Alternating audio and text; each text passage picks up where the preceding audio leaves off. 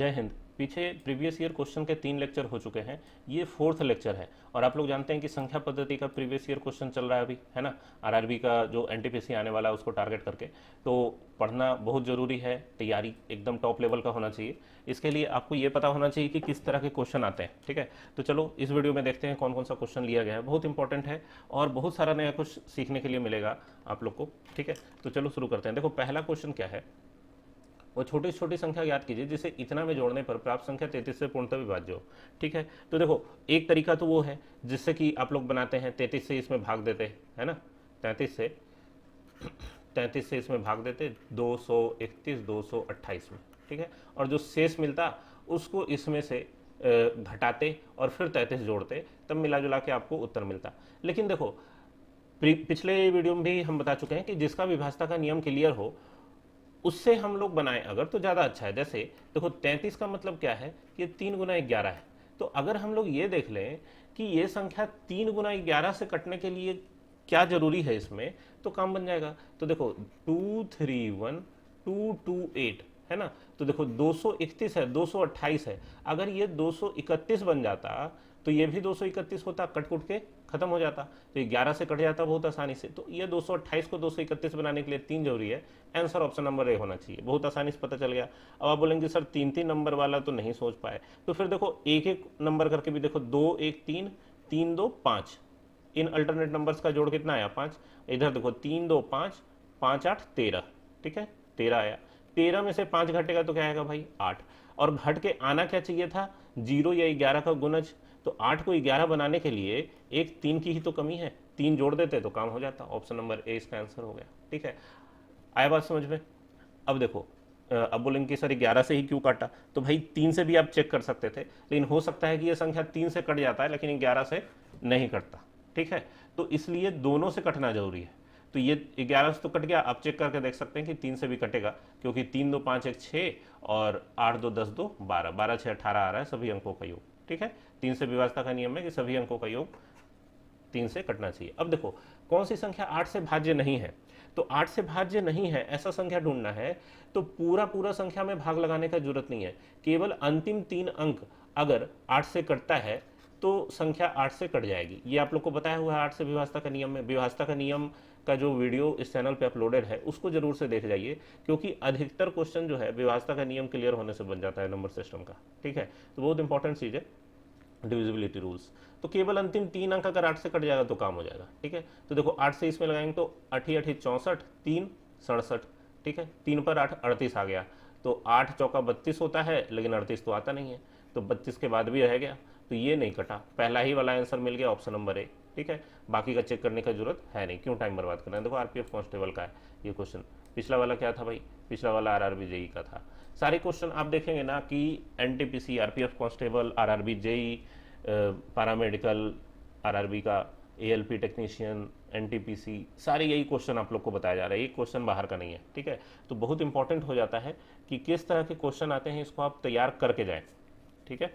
अब देखो अगला क्वेश्चन क्या है, 276x1, ये 3 से विभाज्य है।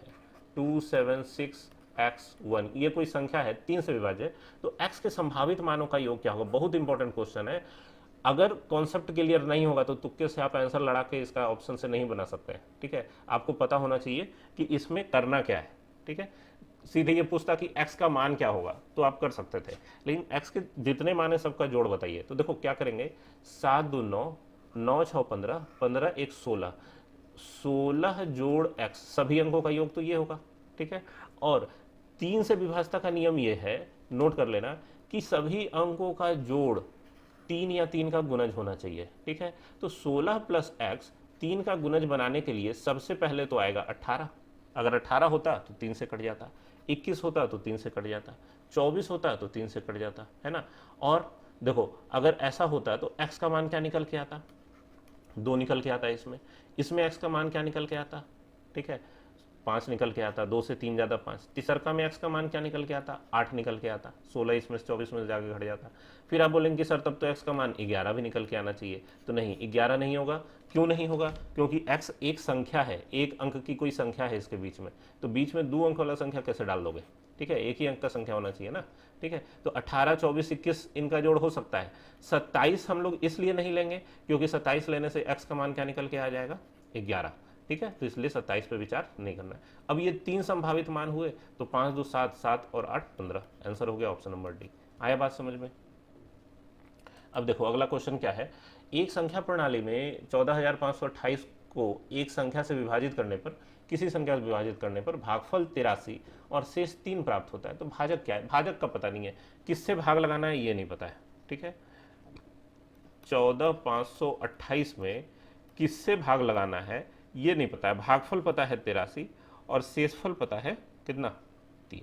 ठीक है, तो भाई अगर ये नहीं पता है भाजक, तो आप सीधे भाजक को भागफल से गुना कीजिए, 83 जोड़ शेष कीजिए, और भाजक जो है 14,528, ये करना होगा। ठीक है, ये फॉर्मूला होता है भाज्य बराबर भाजक गुना भागफल जोड़ शेष। इसको नोट कर लीजिए, बहुत इंपॉर्टेंट है, आता रहता है इस पे क्वेश्चन, जबकि बहुत साधारण सा बच्चों वाला चीज़ है फिर भी। तो 3 इधर जाके घट जाएगा भाई, तो कितना हो जाएगा, 14,525, और इसमें भाग देना है किससे, 83 से। 83 देखो एक प्राइम नंबर है। ठीक है, प्राइम नंबर मतलब क्या, अभाज्य संख्या, और अभाज्य संख्या है इसलिए इसका विभाज्यता का नियम वाला कोई तिगड़म हम लोग लगा नहीं सकते हैं, जो जनरली लगा लिया करते हैं। तो 83 से तो भाग दे के देखना आपका हो गया मजबूरी। तो 83 से भाग दे लो, देखो कितना आता है, 14,525। आ रहा बात समझ में?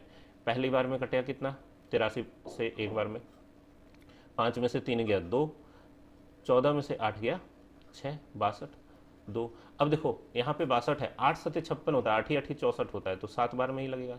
7 या 21 का 1 बाकी 2, 8 सत्य 56 और 57, 58, 2 में से 1 गया 1, 12 में से 8 गया 4, 5 में से 5 गया खत्म, 415। ठीक है, अब देखो 5 बार में, ठीक है, 83 से 5 बार में 415, 3 बजे 15, 8 बजे 40, खत्म। तो कितना हो गया भाई, 175। 175 इसका भाजक है। आंसर हो गया ऑप्शन नंबर डी। आया बात समझ में? अब देखो नेक्स्ट क्वेश्चन क्या है। आप बोल सकते हैं कि सर यहाँ भी ऑप्शन चेक कर लेते हैं। तो देखो चार ऑप्शन है, चारों बड़े ऑप्शन है, 165, 185, 195। तो भाई भाग लगा के देखना तो पड़ेगा। ठीक है, तो जब भाग लगाना ही है तो फिर क्यों सभी से ये करें। ठीक है, यदि संख्या इतना कोई 11 से विभाज्य है तो x का मान बताइए। ठीक है, देखो इसमें भी 11 से विभाज्यता का नियम यूज होगा। तो 11 से विभाज्यता का नियम अभी अभी आप लोग को बताए थे क्या होता है, अल्टरनेट नंबर्स का जोड़ का अंतर 0 या 11 का भाजक हो। ठीक है, अब देखो 11 से तब कटेगा जब x + 4 + 1 मतलब कितना, x + 5 और 6 + 4 10। ठीक है, 10, इन दोनों का अंतर या तो 0 हो जाए या फिर 11 से कट जाए। ठीक है, मतलब कि आप ये कर सकते हैं कि 10 घटाओ x + 5, इनका अंतर पहले 0 करके देख लेते हैं। तो भाई कितना आएगा, 10 घटाओ 5 माइनस x बराबर 0। तो इससे क्या निकल के आ गया, x का मान 5 आ गया। ठीक है, x अगर 5 होता तो काम हो जाता, ऑप्शन नंबर डी। ठीक है, तो ये तो हुआ x वाला मामला। अगर मान लो ऐसे नहीं करना चाहते हो तब क्या कर सकते हो, देखो जोड़ बराबर होना चाहिए, नहीं जोड़ बराबर होना चाहिए। इन दोनों का जोड़ कितना आ रहा है भाई, 6 4 10। यहाँ क्या आ रहा है, 4 1 5, तो क्या बचा, 5 और होता है तो जोड़ के 10 हो जाता है, तो x का मान 5 होना चाहिए। सीधा सीधा ऐसे भी पकड़ सकते हैं। ठीक है, ये सब चीज़ आएगा जब आप बहुत सारे क्वेश्चन कर लेंगे प्रैक्टिस में, तो डायरेक्ट कैसे करते हैं वो अपने आप नजर आने लगेगा। ठीक है, practice makes a man perfect, कहते हैं ना कि जितना प्रैक्टिस करेंगे उतना क्लियर होता है। तो देखो निम्नलिखित में कौन सी संख्या 9 द्वारा विभाज्य है। अब 9 से विभाज्यता का नियम क्या है, अंकों का जोड़ 9 से करना चाहिए। देखो ग्रुप डी में पूछा हुआ। अच्छा देखो एक चीज़ और आप लोग को हम बताना चाहते हैं, कभी भी ये मत सोचिए कि भाई ये तो ग्रुप डी का क्वेश्चन है, ये जेई का क्वेश्चन है, बहुत बड़ा एग्जाम हो गया। ऐसा कुछ नहीं है। जब से ऑनलाइन एग्जामिनेशन हो रहा है, कंप्यूटर बेस्ड टेस्ट है, सीबीटी है, तब से कौन सा क्वेश्चन किस एग्जाम में पूछेगा कोई नहीं बता सकता है। क्यों? क्योंकि कंप्यूटर जो तैयार करता है वो रैंडमली, उसको मतलब ही नहीं है कि जो एग्ज़ाम हो रहा है वो 10th लेवल का ग्रुप डी है या 11 12th लेवल का है, इंटरमीडिएट लेवल का है या ग्रेजुएट लेवल का एग्जाम है, उसको मतलब ही नहीं है। वो रैंडमली क्वेश्चन उठा के सेट तैयार कर दिया जाता है, चाहे किसी भी लेवल का एग्जाम। ग्रुप डी में बहुत अच्छे अच्छे क्वेश्चन पूछे जाते हैं, और आरआरबी जेई का एग्जाम है तो उसमें बहुत साधारण सा क्वेश्चन पूछ दिया जाता है। जो एनटीपीसी का क्वेश्चन है वही क्वेश्चन आपको एलपी टेक्नीशियन में नहीं दिखेगा। तो कोई ऐसा कैटेगरी नहीं है, कोई ऐसा मतलब मैकेनिज्म नहीं है जिससे आप ये पता कर सकें कि ये वाला क्वेश्चन इसी एग्जाम में आएगा, ऐसा कुछ भी नहीं है। तो इस बात को दिमाग से निकाल के तैयारी करना है। आरआरबी का क्वेश्चन है तो आरआरबी का, हाँ आप ये कह सकते हैं कि एसएससी वाला क्वेश्चन आरआरबी में नहीं आएगा, क्योंकि एसएससी के क्वेश्चन थोड़े से लेवल में अच्छे होते हैं, ठीक है, उसमें ज़्यादा कॉन्सेप्ट चाहिए होता है। इसमें सीधा सीधा एक लाइन में बन जाने वाला सवाल, देखते के साथ बन जाने वाला सवाल, वैसा आसान सा पूछता है, ठीक है। तो ये चीज़ है। अच्छा, ये तो किया ही नहीं। देखो इसमें क्या कह रहा था, 9 से विभाज्य संख्या, ठीक है। तो अंकों का जोड़ सिंपल देख लेना है, बहुत आसान। देखो 6 5 11 1 12 1 13 13 2 15, ठीक है। 9 से नहीं कटा, 15 3 से कटता है। फिर देखो 6 4 10 10 9 19 19 और 5 24 24 और 3 27। ऑप्शन नंबर सी का जोड़ 27 आ गया, यही कटेगा, ठीक है। ये हो गया आंसर। अगला क्वेश्चन देखो क्या है, निम्नलिखित में कौन सी संख्या 6 से विभाजित है। तो देखो 6 से विभाजता का नियम क्या कहता है, ये भी सीख लो। 6 से विभाजता का नियम है कि यदि संख्या 2 से और 3 से दोनों से कटेगी तो संख्या 6 से विभाज्य होगी। तो 2 से कटने के लिए तो संख्या सम होना चाहिए, ये तो तय है। तो ऑप्शन नंबर बी गया, ये सम संख्या नहीं है, पीछे 3 दिख रहा है। 3 से कटने के लिए क्या है कि अंकों का जोड़ 3 से कटना चाहिए। तो जोड़ जोड़ के देख लो, देखो क्या आ रहा है भाई, 3 2 5 1 6 और 8 7 15, 15 और 6 कितना हो गया, 21 हो गया इसका जोड़। ये सम संख्या भी है और 3 से भी कट रहा है। Option number A he answer होगा। बाकी चेक करके समय बर्बाद करने से कोई फायदा नहीं है। आया बात समझ में।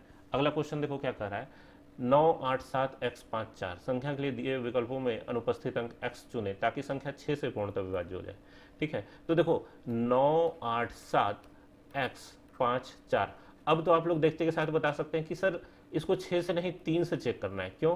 क्योंकि इसका अभी रूल बताया कि 2 से 3 से दोनों से कटना चाहिए। तो 2 से तो कटेगा, पीछे 4 है, सम संख्या है, तो 2 से तो चेक करने का जरूरत ही नहीं है। अगर ये 3 से कट गया तो काम बन गया। तो 3 से काटने का नियम क्या है भाई, तो जोड़ो और 3 से भाग लगा के देखो।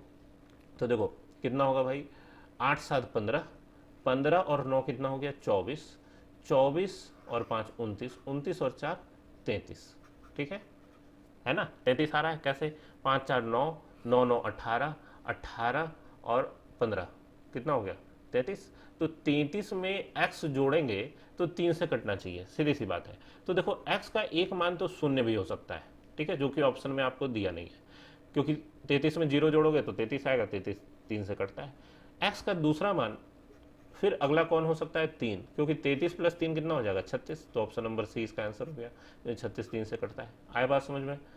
अगला क्वेश्चन देखो क्या कह रहा है, 1265 में क्या घटाएं कि प्राप्त संख्या 29 से पूर्णतः विभाज्य होता है। अब देखो 29 एक प्राइम नंबर है, ठीक है, अभाज्य संख्या। तो इसमें आपको भाग लगा के चेक करना पड़ेगा। 1265 में भाग लगा के ये बताना होगा कि क्या घटाएं, तो जो शेषफल आएगा वो ज़्यादा है उसी को घटाना है, ठीक है। अब देखो 29 का पहाड़ा नहीं आता है तो 30 का तो आता है। 30 चौका 120 होता है, और 120 से थोड़ा ज़्यादा ही है, तो 30 चौका 120 है तो 29 चौका लगा लो। और वो भी पता है 30 चौका अगर 120 है तो 29 चौका उससे 4 कम होगा, मतलब कितना 116, ठीक है। यही सब छोटा छोटा ट्रिक जो है ना आपको समय बचाता है एग्जाम में। नहीं तो लिख के गुना करेंगे तो टाइम ज़्यादा जाएगा। 0 और 1 10, ठीक है, 126 में से 116 गया 10 5। अब देखो 29 तिया कितना होता है भाई, तो 29 तिया होता है 87, 13 और 5 18 आ गया घट के, ठीक है। अब ये 18 जो शेष है ये अगर नहीं बचता तो संख्या विभाजित हो जाती, तो 18 जो है वही घटाया जाना चाहिए। ऑप्शन नंबर सी हो गया। अगर इसी में पूछ देता कि 1265 से तुरंत छोटी कौन सी संख्या है जो 29 से कटती है, तो इसमें से 18 घटा के आंसर बोल देते, ठीक है। ये हो गया। अब देखो क्वेश्चन नंबर 41 क्या कहा जा रहा है, 1739 में कम से कम क्या जोड़ा जाए कि ये 11 से पूर्ण। अब देखो ये 11 देख के मन खुश हो जाना चाहिए, क्योंकि विभाजता का नियम पता है 11 का, नहीं तो फिर भाग लगा के बनाना पड़ता बच्चों की तरह, ठीक है। अब विभाजता का नियम ये कहता है कि ये 3 1 4 है, 9 7 16 है, तो 16 घटाओ 4 जो है आ रहा है 12, ठीक है। तो 11 से विभाजित होना चाहिए जो अंतर है, ठीक है।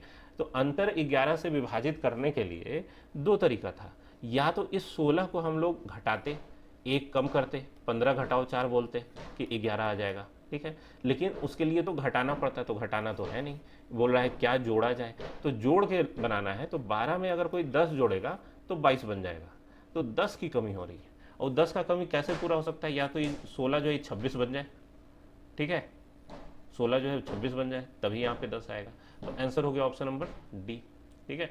तो इस तरीके से भी पकड़ सकते हैं। अब देखो फर्क क्या पड़ा, इस चीज़ को थोड़ा सोचो, कॉन्सेप्ट क्लियर होना चाहिए।